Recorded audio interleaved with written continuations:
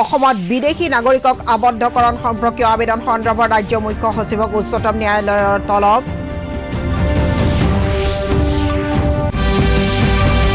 লোকসভা নিৰ্বাচন শান্তিপূৰ্ণ আৰু নিয়াৰিকৈ অনুষ্ঠিত কৰাৰ বাবে অসম আৰক্ষীৰ প্ৰস্তুতি সম্পূৰ্ণ বুলি সঞ্চালক প্ৰধান কুলধৰ শইকীয়াৰ মন্তব্য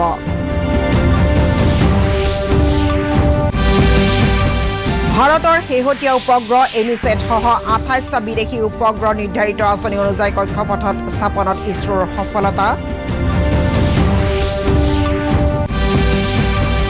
ৰাজনৈতিক দলসমূহৰ নিৰ্বাচনী প্ৰচাৰ অভিযান তীব্ৰতৰ প্ৰধানমন্ত্ৰী নৰেন্দ্ৰ মোদী মহাৰাষ্ট্ৰত আৰু কংগ্ৰেছ সভাপতি ৰাহুল গান্ধী তেলেংগানাত কেইবাখনো নিৰ্বাচনী সভাত ভাষণ আৰু আজি নিশা ৮ বজাত মোহালিত দিল্লী কেপিটেলছ আৰু কিংছ 11 পাঞ্জাবৰ মাজত IPLৰ খেল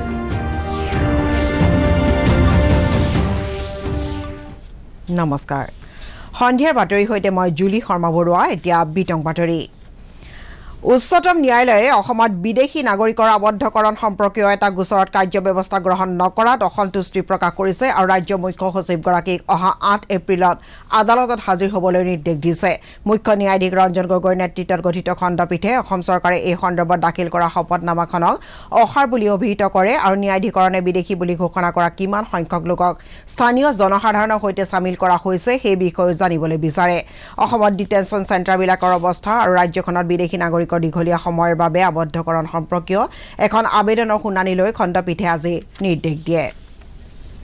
অহা 11 এপ্ৰিলৰ পৰা 3টা পৰ্যায়ত অসমত অনুষ্ঠিত হ'বলগীয়া সাধাৰণ নিৰ্বাচন মুক্ত আৰু নিৰপেক্ষভাৱে অনুষ্ঠিত কৰাৰ কাৰণে অসম আৰক্ষীয়ে সকলো আৱশ্যকীয় ব্যৱস্থা গ্ৰহণ কৰিছে অসম আৰক্ষীৰ সঞ্চালক প্ৰধান কুলধৰ শইকীয়াই আজি গুৱাহাটীত এখন সংবাদমেলত এই বিষয়ে প্ৰকাশ কৰি কয় যে ৰাজ্যৰ নিৰ্বাচনৰ কাৰণে অসম আৰক্ষীয়ে ইতিমধ্যে থকা 90টা কেন্দ্ৰীয় অৰ্ধসামৰিক বাহিনীৰ কোম্পানীৰ উপৰিও অতিৰিক্ত 33টা কোম্পানী পাইছে সন্ত্ৰাসবাদী ভাবুকি সম্পৰ্কে এতিয়ালৈকে কোনো তথ্য পোৱা নাই যদিও সন্ত্ৰাসবাদী যিকোনো কুটাঘাতমূলক কাৰ্যকলাপ ৰোধৰ কাৰণে আন্তঃৰাজ্যিক আৰক্ষীৰ মাজত সমন্বয় সাধন কৰা হৈছে সংবাদমেলত অংশগ্ৰহণ কৰি আইন শৃংখলা অতিৰিক্ত আৰক্ষী সঞ্চালক মুকেশ আগৰৱালে কয় যে ৰাজ্যখনত অনুজ্ঞাপ্ৰাপ্ত ২৫,০০০ আগ্নেয়াস্ত্ৰৰ ভিতৰৰে ২০,০০০ এনে আগ্নেয়াস্ত্ৰ অসম আৰক্ষীয়ে নিজৰ জিম্মালৈ আনিছে নিৰ্বাচন আয়োগৰ নিৰ্দেশ মৰ্মে বাকীখিনি আগ্নেয়াস্ত্ৰও নিৰ্বাচন আৰম্ভ হোৱাৰ পূৰ্বে সংগ্ৰহ কৰা হ'ব ইয়াৰ উপৰিও এতিয়ালৈকে ৩২টা অবৈধ আগ্নেয়াস্ত্ৰ আৰক্ষীয়ে জব্দ কৰিছে বুলি আগৰৱালে কয় ভাৰতীয় মহাকাশ গৱেষণা সংস্থা ইছৰোৱে আজি পুৱা শ্ৰী হৰিকোটাস্থিত সতীশ ধাৱান মহাকাশ কেন্দ্ৰৰ পৰা ভাৰতৰ এমিছেট নামৰ শেহতীয়া উপগ্ৰহটোৰ লগতে আন্তৰ্জাতিক গ্ৰাহকসকলৰ অন্য ২৮টা উপগ্ৰহ নিৰ্ধাৰিত সময়মতে কক্ষপথত স্থাপন কৰে ইছৰোৰ মহাকাশযান PSLV-C45 প্ৰায় 17 মিনিটতে 754 কিলোমিটাৰ উচ্চতাৰ কক্ষপথত এমিছেট স্থাপন কৰে ইয়াৰ 1.5 ঘণ্টাৰ পাছত মহাকাশযানখন 505 কিলোমিটাৰ উচ্চতালৈ নামি আহি এটাকৈ 28টা ক্ষুদ্ৰ উপগ্ৰহ 5 মিনিটৰ ভিতৰতে নিৰ্দিষ্ট স্থানত স্থাপন কৰিবলৈ সক্ষম হয় ইছৰোৰ অধ্যক্ষ ডক্টৰ শিৱনে এই অভিযানত জড়িত সকলো বিজ্ঞানীৰ লগতে অংশগ্ৰহণকাৰী উদ্যোগসমূহকো অভিনন্দন জনাইছে তেওঁ কয় যে চলিত বছৰটোত ইছৰোৱে আৰু 30টা এনে অভিযান সম্পন্ন কৰিব আজি উৎক্ষেপণ কাৰ্যসূচী চাবৰ কাৰণে 1200ৰো অধিক লোকক অনুমতি দিয়া হয় অহা মে মাহৰ পৰৱৰ্তী উৎক্ষেপণ কাৰ্যসূচী চাবৰ বাবে 5,000 লোকক অনুমতি দিয়া হ'ব বুলি তেওঁ কয় The first time the PS4 is powered for carrying out experimental platform and of course this is the first time a new PSLV team doing this function and this enormous amount of work is behind this excellent success the work is really contributed গ্ৰামোন্নয়ন মন্ত্ৰণালয়ে 1 এপ্ৰিলৰ পৰা কাৰ্যকৰী হোৱাকৈ Mahatma Gandhi NREGA আঁচনিৰ অন্তৰ্গত মজুৰি সংশোধন কৰিবলৈ জনোৱা এক অনুৰোধত নিৰ্বাচন আয়োগে অনুমোদন জনাইছে কৃষি শ্ৰমিকৰ বাবে গ্ৰাহক মূল্য সূচাংকৰ সৈতে সংগতি ৰাখি MG এনৰেগা অন্তৰ্গত মজুৰি প্ৰদান কৰা হয় আৰু সেইমতে আজি নতুন বিত্তীয় বৰ্ষৰ আৰম্ভণিৰ পৰাই এই বৰ্ধিত মজুৰি কাৰ্যকৰী হৈছে সমাগত লোকসভা নিৰ্বাচনৰ বাবে আচৰণ বিধি বলবৎ হৈ থকাত গ্ৰামোন্নয়ন মন্ত্ৰণালয়ে MG এনৰেগা মজুৰি 5% বৃদ্ধিৰ কাৰণে নিৰ্বাচন আয়োগৰ অনুমোদন বিচাৰিছিল বেংক অফ বৰোডা দেশৰ দ্বিতীয় সৰ্ববৃহৎ ৰাষ্ট্ৰীয়কৃত বেংক হিচাপে পৰিগণিত হৈছে দেনা বেংক আৰু বিজয়া বেংক অফ বৰোডাত সামিল হোৱাৰ পাছত এই একত্ৰিত সত্তাটোৱে আজি উদ্বৃত্ত পত্ৰৰ 15 লাখ টকাৰো অধিক ব্যৱসায়েৰে আজি ইয়াৰ সঞ্চালন আৰম্ভ কৰে এই ৰাশিৰ ভিতৰত জমা ধনৰ পৰিমাণ 8 কোটি 75 লাখ টকা আৰু অগ্ৰিম ধনৰ পৰিমাণ হ'ল 6 কোটি 25 লাখ টকা তিনিটা বেংকৰ সামিলকৰণৰ পাছত 9500টা শাখা আৰু 13400টা এটিএমেৰে বেংক অফ বৰোদাই এতিয়া মুঠ 85000 কৰ্মচাৰীৰে 12 কোটিৰো অধিক গ্ৰাহকলৈ সেৱা আগবঢ়াব এই সামিলকৰণৰ জৰিয়তে বিজয় বেংকে ধাৰণ কৰা প্ৰতি হাজাৰ অংশৰ বাবদ বেংক অফ বৰোদা 402টা ইকুইটি অংশ লাভ কৰিছে আনহাতে দেনা বেংকে প্ৰতি হাজাৰ অংশৰ বিপৰীতে বেংক অফ বৰোদাৰ 110টাকৈ অংশ লাভ কৰিছে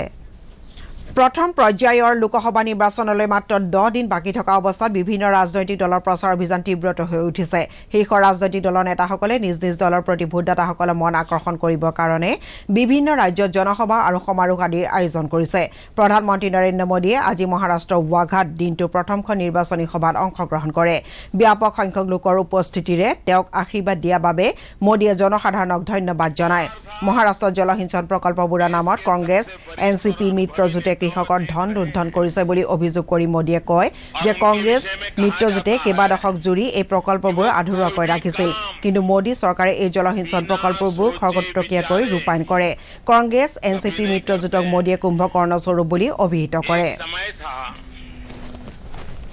जब वो सोचते थे कि वो भी प्रधानमंत्री बन सकते हैं उन्होंने ऐलान भी किया था कि वो चुनाव लड़ेंगे लेकिन अचानक एक दिन बोले नहीं मैं तो राज्यसभा में ही खुश हूं मैं चुनाव नहीं लड़ूं কংগ্ৰেছ সভাপতি ৰাহুল গান্ধীও আজি তেলেংগানাৰ জাহিৰাবাদত কেইবাখনো নিৰ্বাচনী সভাত ভাষণ দিয়ে তেওঁ কয় যে তেওঁ এনে এখন ভাৰত গঢ়িবলৈ বিচাৰিছে য'ত ধনী আৰু দুখীয়া একেলগে আগবাঢ়ি যাব ইয়াৰ আগতে কালি অন্ধ্ৰপ্ৰদেশত একাধিক নিৰ্বাচনী সভাত ভাষণ দি গান্ধীয়ে অন্ধ্ৰপ্ৰদেশক বিশেষ ৰাজ্য মৰ্যাদা প্ৰদান কৰিব বুলি আশ্বাস দিয়ে If you elect the Congress government in Andhra Pradesh, we will deliver farm loan waiver to all Andhra's farmers. We want India's youngsters to get to work. So we have decided 23 এপ্ৰিলত তৃতীয় পৰ্যায়ৰ লোকসভা নিৰ্বাচনৰ কাৰণে বিভিন্ন প্ৰাৰ্থী মনোনয়ন পত্ৰ দাখিল প্ৰক্ৰিয়া অব্যাহত আছে গুৱাহাটী লোকসভা সমষ্টিৰ বিজেপি প্ৰাৰ্থী কুইনু জাই আজি হাজাৰ হাজাৰ দলীয় কৰ্মী আৰু সমৰ্থকৰে বিশাল সমদল কৰি কামৰূপ জিলাৰ সদৰ আমিনগাঁৱত মনোনয়ন পত্ৰ দাখিল কৰে কামৰূপ জিলা উপায়ুক্ত তথা ৰিটাৰ্নিং বিষয়া কমল কুমাৰ বৈশ্যৰ ওচৰত মনোনয়ন পত্ৰ দাখিল কৰি উজাই তেওঁৰ জয় 100% নিশ্চিত বুলি দাবী কৰে মনোনয়ন পত্ৰ দাখিলৰ সময়ত মুখ্যমন্ত্ৰী সৰ্বানন্দ সোণোৱাল বিত্তমন্ত্ৰী হিমন্ত বিশ্ব শৰ্মা বিজেপিৰ অসম প্ৰভাৰী ৰাম মাধৱৰ উপৰিও বিধায়ক অতুল বৰা বিধায়িকা সুমন হৰিপ্ৰিয়া আদিও উপস্থিত আছিল ইফালে গুৱাহাটী সমষ্টিৰ কংগ্ৰেছ প্ৰাৰ্থী ববিতা শৰ্মায়ো আজি জ্যেষ্ঠ কংগ্ৰেছ নেতৃবৃন্দক লগত লৈ কামৰূপ জিলা উপায়ুক্ত তথা ৰিটাৰ্নিং বিষয়াৰ ওচৰত মনোনয়ন পত্ৰ দাখিল কৰে মনোনয়ন দাখিলৰ সময়ত ববিতা শৰ্মাৰ সৈতে বিধায়ক ৰেকিবুদ্দিন আহমেদ প্ৰাক্তন মন্ত্ৰী অকন বৰা আৰু জ্যেষ্ঠ কংগ্ৰেছ নেতাসকল উপস্থিত আছিল ইয়াৰ পূৰ্বে বৃহৎ সংখ্যক সমৰ্থকক লৈ কংগ্ৰেছ প্ৰাৰ্থীগৰাকী আমিনগাঁৱত উপস্থিত হয়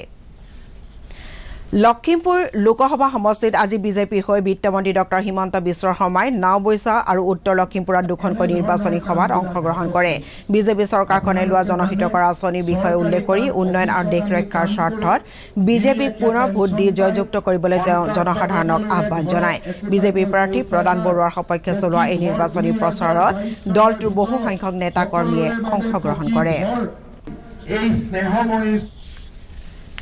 অসম প্ৰদেশ কংগ্ৰেছৰ প্ৰধানমন্ত্ৰী মোদীয়ে অসম ভ্ৰমণৰ সময়ত পূৰ্বৰ প্ৰতিশ্ৰুতি পূৰণৰ বিষয়ে একো উল্লেখ নকৰাকৈ কেৱল কংগ্ৰেছক তুচ্ছ তাচ্ছিল্য কৰাতে ব্যস্ত থাকিল বুলি অভিযোগ কৰিছে দলৰ জ্যেষ্ঠ মুখপাত্ৰ কিশোৰ ভট্টাচাৰ্যই আজি ৰাজীৱ ভৱনত এখন সংবাদমেলত প্ৰধানমন্ত্ৰী মোদীয়ে মূল বিষয়বোৰৰ পৰা ফালৰি কাটি অসমৰ জনসাধাৰণক বিশ্বাসঘাতকতা কৰিছে বুলি অভিযোগ কৰে ভট্টাচাৰ্যই লগতে কয় যে কংগ্ৰেছৰ AIDFৰ সৈতে কোনো গোপন মিতিৰালি নাই বিজেপিয়েহে দলটোৰ লগত গোপন মিতিৰালি কৰিছে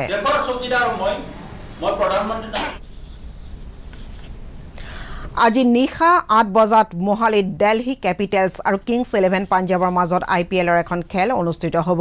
শ্ৰেয়স আয়াৰ নেতৃত্বাধীন দিল্লী কেপিটেলছ ৰেংকিং টেবুলৰ চতুৰ্থ স্থানত থকাৰ বিপৰীতে ৰবি চন্দ্ৰন অশ্বিন নেতৃত্বাধীন কিংছ 11 পঞ্চম স্থানত আছে দুইটা দলে ইতিমধ্যে টুৰ্ণামেণ্টৰ 3খনকৈ খেল খেলিছে আৰু উভয়ে দুখনত জয়লাভ কৰি এখনত পৰাজয় বৰণ কৰি আছে কালি বাংগালুৰুত অনুষ্ঠিত আইপিএলৰ এখন খেলত চেন্নাই ছুপাৰ কিংছে ৰাজস্থান ৰয়েলছক 8 ৰানত পৰাজিত কৰে আনহাতে ছানৰাইজাৰ্ছ হায়দৰাবাদে ৰয়েল চেলেঞ্জাৰ্ছ বাংগালুৰুক 118 ৰানত পৰাজিত কৰে উপৰাষ্ট্ৰপতি এম ভেংকায়া নাইডুৱে কৈছে যে ভাৰতৰ সামগ্ৰিক উন্নয়ন সুনিশ্চিত কৰিবলৈ হলে গাঁও আৰু চহৰাঞ্চলৰ মাজৰ উন্নয়ন ব্যৱধান আঁতৰ কৰিব লাগিব আজি ভুৱনেশ্বৰত ভাৰতীয় যুৱ শক্তি ন্যাসৰ দ্বাৰা আয়োজিত এক অনুষ্ঠানত সমগ্ৰ উৰিষ্যা ৰাজ্যৰ মুকুল উদ্যমীসকলক প্ৰমাণ পত্ৰ বিতৰণ কৰি নাইডুৱে নবীন উদ্যমীসকলক সকলো প্ৰকাৰে উৎসাহিত কৰিবলৈ জনসাধাৰণক আহ্বান জনায় পাছত উপৰাষ্ট্ৰপতিয়ে সাই ইণ্টাৰনেশ্যনেল স্কুলৰ 10ম প্ৰতিষ্ঠা দিৱসত অংশগ্ৰহণ কৰি বিদ্যাৰ্থীসকলৰ সৈতে আলাপ কৰে So please promote Indian food. See to it our children are... Mangaldai Lok Sabha সমষ্টিত এটাৰ পিছত এটা গীত মুকলি কৰি বিজেপি দলে নিৰ্বাচনী প্ৰচাৰ অব্যাহত ৰাখিছে বিধায়ক গুৰুজ্যোতি দাসে আজি ভাৰত মাতা কি জয় শীৰ্ষক গীতটো মুকলি কৰে হিৰণ্য ডেকাই ৰচনা কৰা গীতটোত কণ্ঠদান কৰিছে ঋষিকেশ প্ৰীতমে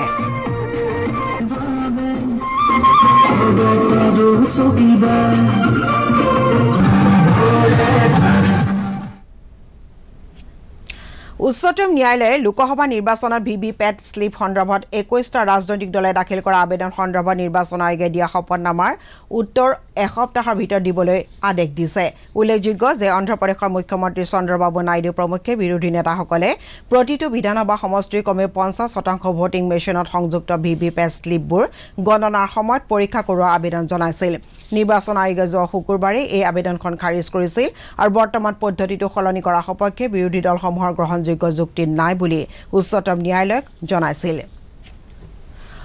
অন্য 12 দৰে আজি 1 এপ্ৰিলত বৃক্ষ সেভ ট্ৰিজ সেভ চিলড্ৰেন নামৰ বেচৰকাৰী সংগঠনটোৰ উদ্যোগত খানাপাৰাস্থিত আঞ্চলিক বিজ্ঞান কেন্দ্ৰত বৃক্ষৰ হীৰক দিৱস উদযাপন কৰা হয় বসন্তৰ আগমনৰ লগে লগে নতুনকৈ গছ পুলি ৰোৱা অভিযানৰ অংশ হিচাপে এই দিৱস উদযাপন কৰা হয় ইয়াৰ অংশ হিচাপে কটন কলেজৰ প্ৰাক্তন অধ্যক্ষ ডক্টৰ অনিল কুমাৰ গোস্বামী বিজ্ঞান কেন্দ্ৰৰ প্ৰকল্প সমন্বয়ক বাসুদেৱ মণ্ডল আঞ্চলিক বিজ্ঞান কেন্দ্ৰৰ শিক্ষা বিষয়া প্ৰেমধৰ দাস উদ্যান শস্য বিভাগৰ প্ৰাক্তন সঞ্চালক ডক্টৰ হৰ্ষজ্যোতি বৰুৱা আৰু বৃক্ষৰ সভানেত্ৰী শেৱালী কলিতা আদিয়ে বৃক্ষৰোপণ কৰে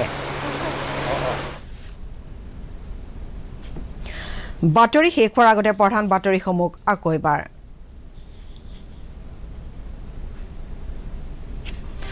অসমত বিদেশী নাগৰিকৰ আবদ্ধকৰণ সম্পৰ্কীয় আবেদন সন্দৰ্ভত ৰাজ্য মুখ্য সচিবক উচ্চতম ন্যায়ালয়ৰ তলব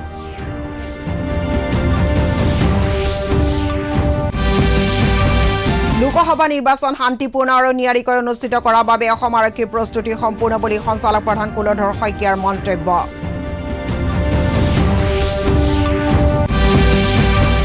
ভাৰতৰ শেহতীয়া উপগ্ৰহ এমিছেট সহ 28টা বিদেশী উপগ্ৰহ নিৰ্ধাৰিত আঁচনি অনুযায়ী কক্ষপথ স্থাপনত ইছৰোৰ সফলতা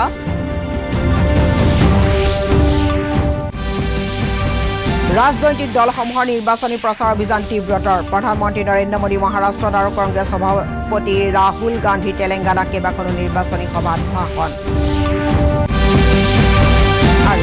আজি নিশা 8 বজাত মোহালিত দিল্লী কেপিটেলছ আৰু কিংছ 11 পাঞ্জাবৰ মাজত আইপিএলৰ খেল